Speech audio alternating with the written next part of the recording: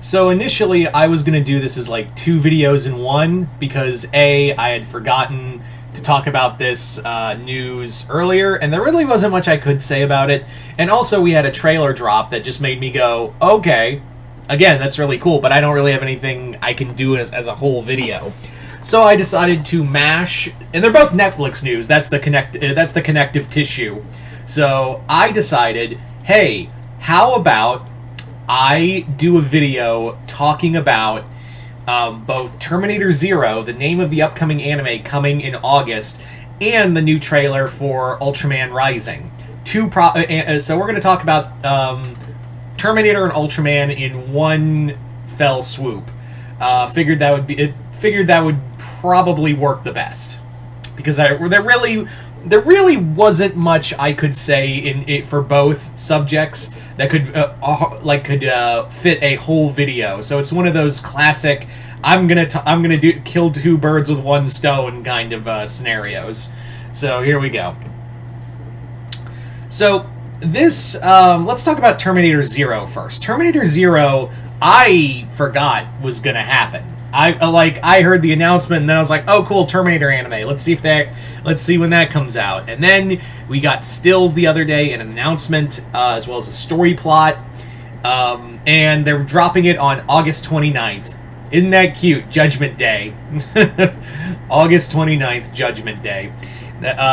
Clever marketing there, Netflix.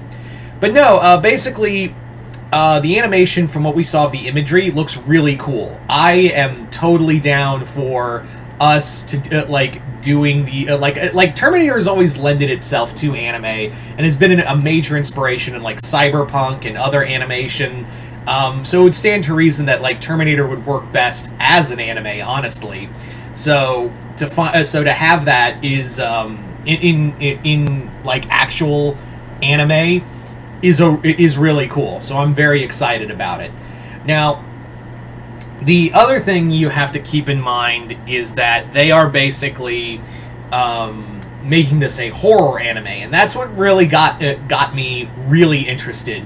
Was that they're basically going back to the original. The creators even said, yeah, we're going back to less of an action anime and more less of an action movie like the series is veered into, and going into straight sci-fi horror like the original movie. And that's what I've been wanting from the franchise for years now, because it's very obvious it's very obvious Hollywood cannot for the life of for themselves unless you're fucking this game, unless you're fucking don't fuck this game, that'd be painful. If you're not Terminator Resistance, you can't do action and horror. So go and do, you've clearly drained that well dry, so the best option is to go back to the horror roots of making the Terminator scary again. And I really like that. I really that's what really got me excited for this. It's like, oh, we're going back to like the old sci-fi horror roots for Terminator. That's really cool. And not only that, it does give those cyberpunk horror vibes with the images we saw of the T-800 models. The story itself is pretty interesting, because what it is that a female soldier this time around has been sent to has been sent back to protect this scientist who is creating an AI to counter Skynet, who is he's found out that, oh shit, Skynet's gonna kill us all, I'm gonna create another AI to counteract it. And we go into these, it's going to be lessons about morality, and also, could the thing that he makes Skynet, the thing that beats Skynet, be even worse? Which we kind of saw in horribly done in Terminator Dark Fate, right? We also, that was executed, that got horribly put in Terminator Dark Fate. So, hopefully this works better. I'm very excited for this anime series. I really I think the story's pretty unique. They also said this is it doesn't really matter. The only Terminator movie they said really matters is the original Terminator movie. which is like, okay, that's cool. I think we've drained, we've basically desecrated the corpse of T2 enough. Like, it's nice to go back to it a little further, right? Anyway, so yeah, excited for Terminator Zero. Hopefully we can, Terminator fans can get something we've wanted for like years. Good Terminator media. Anyway, so let's talk about the other animated property that's coming out, and that is Ultraman Rising, which is coming out next month. Yeah, I thought it was coming out in July. Nope, it is coming out next month.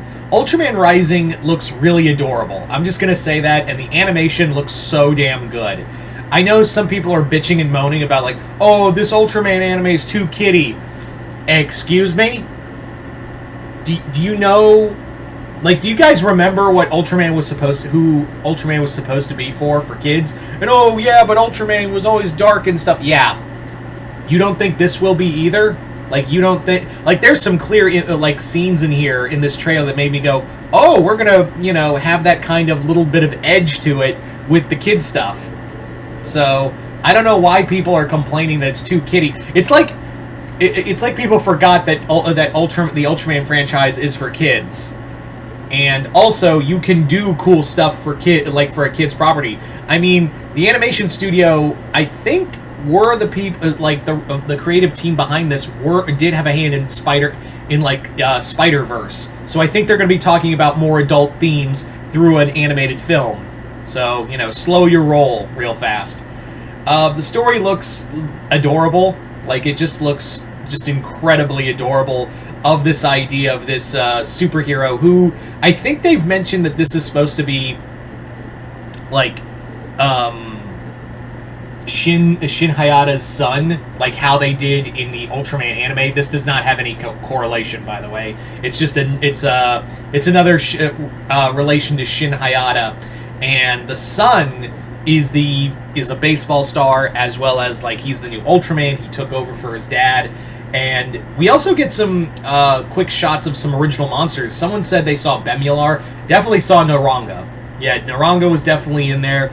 And there's also a big, almost like Jaeger robot the human villains are using. And that's what I like, is that this is kind of changing it up and having, like... Because we don't really get a lot of human villains in Ultraman. It's usually just aliens or humans if they are working... if they are against Ultraman, they're working for... the aliens, willingly or unwillingly. So like so to have like a full-on human villain is kind of a neat idea. I really do like that. I think that's a neat idea. But yeah, going back to the mech, we do see someone said it looked a lot like a Jaeger. I thought it was like a new version of King Joe. Like, I thought it was a that's what where my mind was, where it was like, oh, it's a new version of King Joe. Cool. But yeah, I'm probably wrong. It's definitely a new kind of mech.